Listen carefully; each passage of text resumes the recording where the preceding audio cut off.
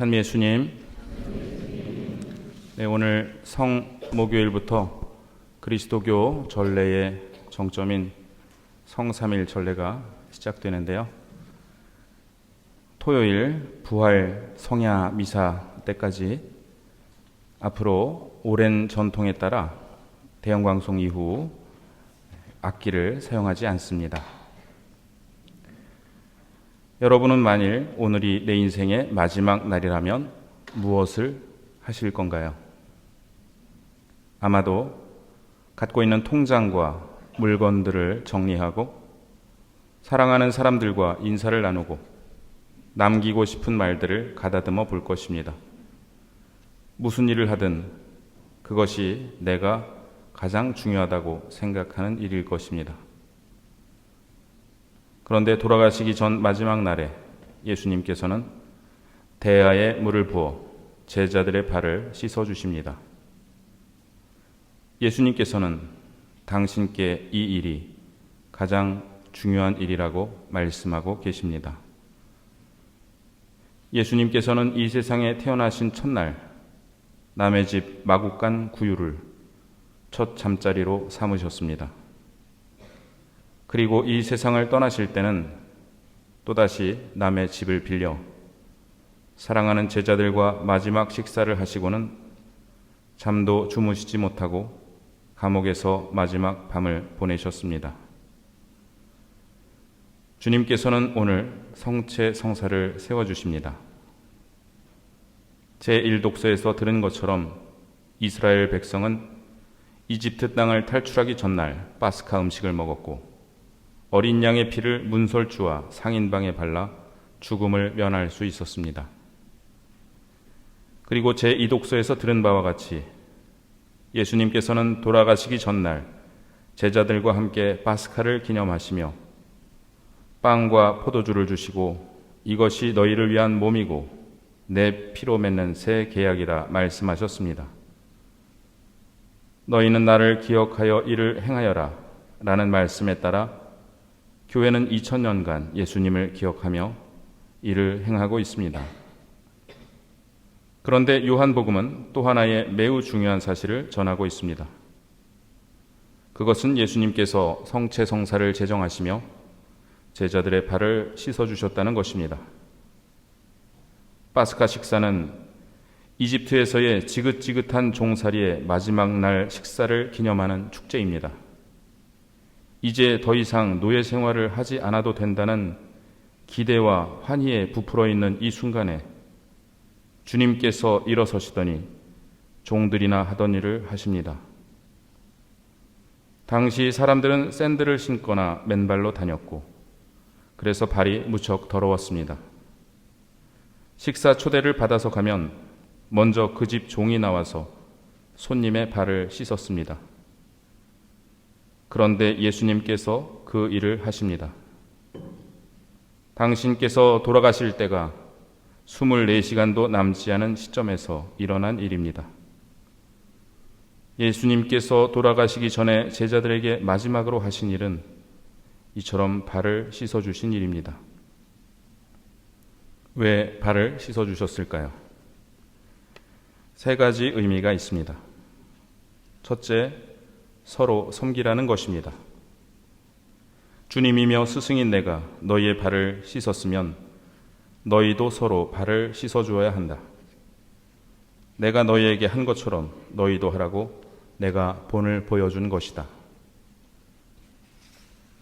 우리는 섬김의 리더십이라는 말을 많이 합니다. 정치인들도 사목자들도 여러분을 섬기겠다는 말을 합니다.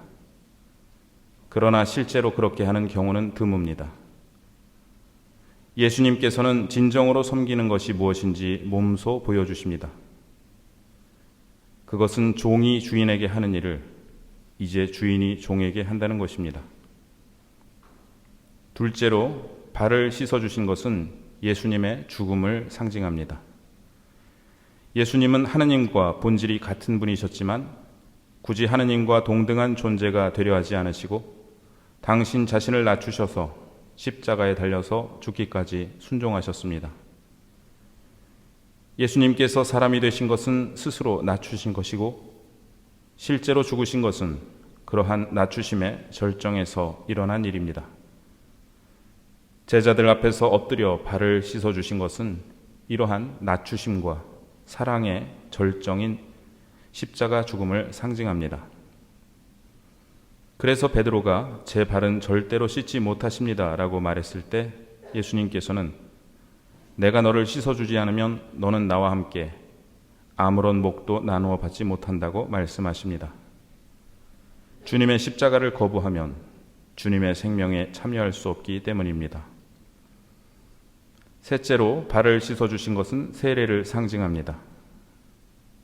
예수님께서는 우리가 가장 드러내기를 꺼려하는 발을 씻어주심으로써 우리가 드러내기 꺼려하는 죄를 용서해 주시고 새로 태어나게 하십니다. 베드로가 발만 아니라 손과 머리도 씻어주십시오 라고 말씀드리자 예수님께서는 목욕을 한 이는 온몸이 깨끗하니 발만 씻으면 된다. 너희는 깨끗하다 라고 말씀하셨는데요. 이 말씀은 세례로 새로 태어난 우리 모두 깨끗하다는 의미로 이해할 수 있습니다. 오늘 계속해서 비가 내렸는데요. 저는 이 비를 예수님께서 우리 모두의 발을 씻어주신다는 의미로 이해하려고 노력했습니다. 세례를 받고 판공송사까지 받아놓고도 또다시 막연한 죄책감에 젖어있는 우리에게 주님께서는 너희는 깨끗하다 라고 말씀하십니다. 오늘 모든 교우분들의 발을 씻어드리면 좋겠지만 대표로 12분만 발 씻김 예식에 모시게 되었는데요. 이분들께 저와 보좌신부님이 발을 씻어드리지만 예수님께서 우리 모두의 발을 씻어주신다고 받아들여 주시면 감사하겠습니다.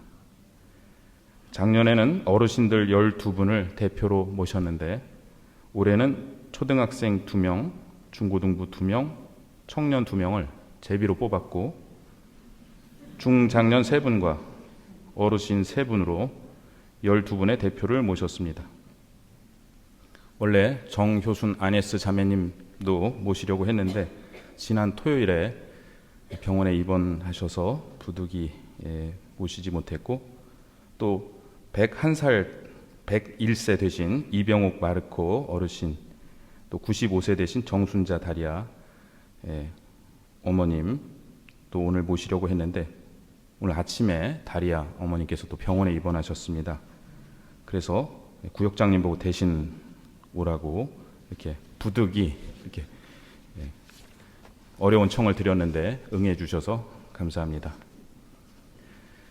예수님께서는 이 세상에서 사랑하신 당신의 사람들을 끝까지 사랑하셨고 돌아가시기 전날 그들과 함께 식사를 하십니다. 우리가 바로 그들입니다.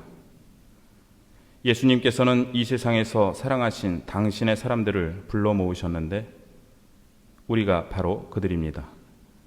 물론 오늘 나오지 못한 우리 가족들을 포함해서 말입니다. 우리는 오늘 개개인으로서가 아니라 가족으로 여기 모여 있습니다.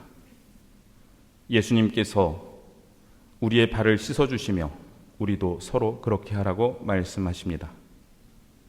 댁에 가셔서 가족끼리 서로의 발을 씻어주신다면 정말 좋겠습니다. 안 하실 거죠? 발을 씻어주신다면 제일 좋겠습니다.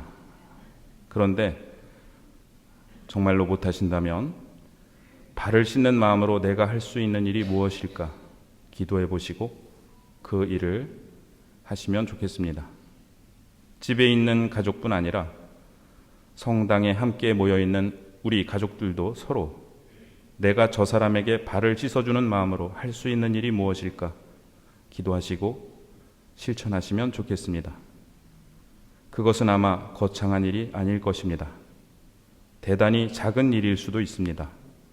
다만 내 안에 계신 예수님께서 그 일을 하시기에 열매는 클 것입니다. 주님이며 스승인 내가 너희의 발을 씻었으면 너희도 서로 발을 씻어주어야 한다. 내가 너희에게 한 것처럼 너희도 하라고 내가 본을 보여준 것이다.